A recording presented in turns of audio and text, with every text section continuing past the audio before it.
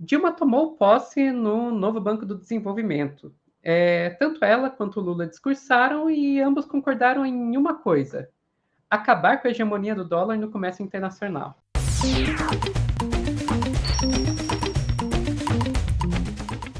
Então, o novo Banco do Desenvolvimento, também conhecido como Banco dos BRICS, a Dilma tomou posse da presidência do banco hoje, quinta-feira, dia 13 de abril. E o Lula estava presente e discursou também. E ambos concordaram em uma coisa, que é acabar com a hegemonia do dólar. Essa conversa não é de agora, né? Na verdade, ela já começou lá em março, que era para o Lula ter visitado China em março, acabou não indo por causa de uma pneumonia, mas a comitiva foi ainda assim, e já em março eles já estabeleceram aí um acordo que permitia a China e Brasil fazerem comércio direto real yuan, sem passar pelo dólar. O que está acontecendo agora é que a Dilma e o Lula estão deixando claro que esse acordo não foi só um acordo assim pro forma, que realmente faz parte dos planos do Brasil. Então, vamos ouvir eles, primeiro começando pela Dilma. Análoga, vamos desenvolver modelos de financiamento inovadores, capazes de alavancar recursos públicos e privados para obter o máximo impacto. Captaremos recursos dos mais diversos mercados mundiais, em diferentes moedas, como o renminbi, o dólar e o euro. Buscaremos ainda financiar os nossos projetos em moedas locais, privilegiando os mercados domésticos e diminuindo a exposição às variações cambiais. Nosso objetivo é construir alternativas financeiras robustas para os países membros. Eu gostei muito que ela fala lá, protegendo as variações cambiais. Eu estava esperando ela falar ali, protegendo contra os embargos dos Estados Unidos, mas eu acho que não dava para ser tão ousada assim nesse discurso, mas eu imagino que deve ter passado pela cabeça. Pelo menos pela minha passou. Essa foi a fala da Dilma, mas depois da Dilma, o Lula também fez um discurso e o discurso do Lula também tocou nesse ponto. Da noite me pergunto por que todos os países estão obrigados a fazer seu comércio lastreado no dólar. Por que nós não podemos fazer o nosso comércio lastreado na nossa moeda? Por que nós não temos o compromisso de inovar?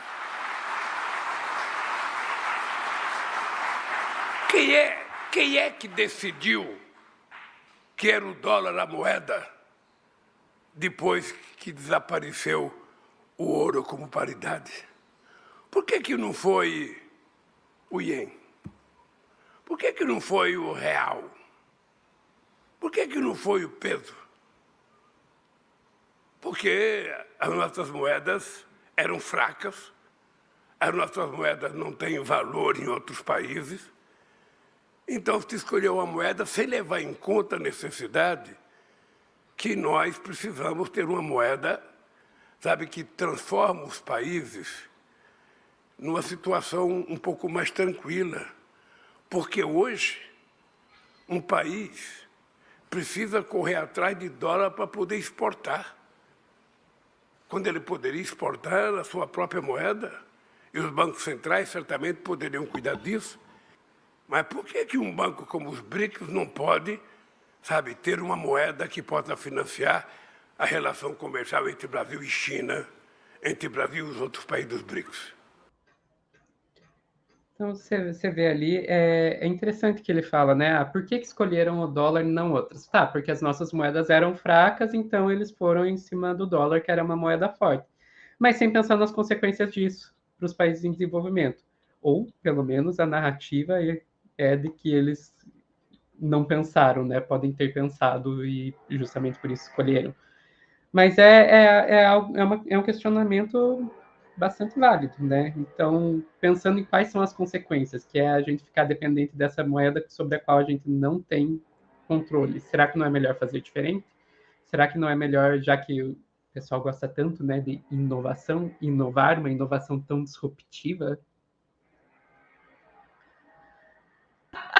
Adorei o jeito que você falou, inovação disruptiva.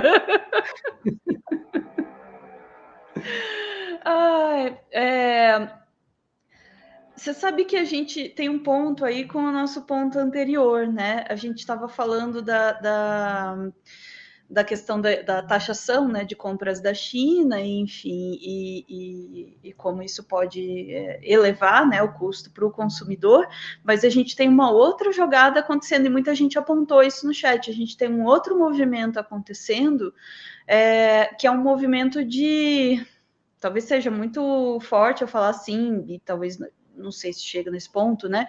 Mas um movimento de superação do dólar, né? De se movimentar para longe, né, da influência do dólar e estreitar nossos laços com a China. E talvez aí tenha uma mudança de cenário tão diferente do que a gente está acostumado, né, na nossa vida, que a gente não consegue imaginar um outro estado, né, uma outra, é difícil, né, imaginar um mundo em que os Estados Unidos não mandem em tudo, para quem cresceu como quintalzinho dos Estados Unidos, talvez a gente não consiga imaginar que dinâmicas são essas, né? E como isso afeta nosso dia a dia e afeta também as nossas dinâmicas de trabalho, afeta também nossas dinâmicas de consumo, todas essas coisas se transformam a partir de outras relações estabelecidas com a China, né? Eu queria aproveitar para encadear uma outra questão que a gente teve problemas da internet ali quando eu estava falando sobre isso. Eu estou pensando em outras dinâmicas, né, no país a partir das nossas relações com a China. A gente não pode esquecer que tá mais do que estabelecido que quem produz as coisas hoje em dia é a China. Com taxação, sem taxação, as coisas continuam sendo produzidas na China. Acho talvez assim um pouco inocente acreditar que uma medida como a taxação das importações vá necessariamente fortalecer a indústria nacional sem haver um plano para isso. E aí a gente tem que considerar também o que é que acontece nessas negociações e quando a gente vai se movimentando, né, se afastando do dólar e indo para a China, e pensar também como a gente vai se posicionar diante da China. Né? Enfim, não adianta sair de um quintal para ir para o outro, basicamente. Né? Então a gente está só mudando de quintal. Essa é uma questão que daí entra naquela polêmica China imperialista, a China não é imperialista, que eu definitivamente eu não quero... Não quero entrar nesse buraco. Não quero entrar nesse buraco, exatamente. Não vamos entrar nesse buraco, mas que há uma grande mudança acontecendo né? Sem dúvidas. Mais do que nunca, a ciência brasileira precisa de incentivo. E a Coca-Cola está sempre disposta a impulsionar os pesquisadores do nosso país. Hoje, a Coca-Cola tem um programa de incentivo à ciência no estado de Minas Gerais, mais precisamente na região da Serra da Moeda. A empresa se instalou no lugar e passou a investir pesado na escavação de poços artesianos. Misteriosamente, os moradores da região ficaram sem água. Alguma coisa está filtrando essa água por lá, né? Onde é que tinha água que me mostra? Na cabeceira do terreno. E aqui embaixo. Aqui embaixo onde? Aqui no fundo, aí tem esse fogo. E como isso incentiva a ciência? Ora, se não precisassem desvendar o mistério da água desaparecida, muitos cientistas brasileiros não estariam desenvolvendo valiosas pesquisas sobre as nascentes e os lençóis freáticos da região. Mérito da Coca-Cola. Seja você também um pesquisador estimulado pela Coca-Cola. Pesquise e descubra mais sobre os grandes feitos dessa empresa que foram narrados neste Descomercial. Coca-Cola, ninguém denuncia porque ela anuncia.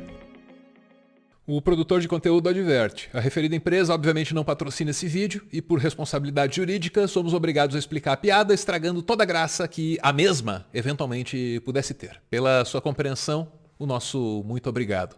A mesma é foda, né? Texto jurídico.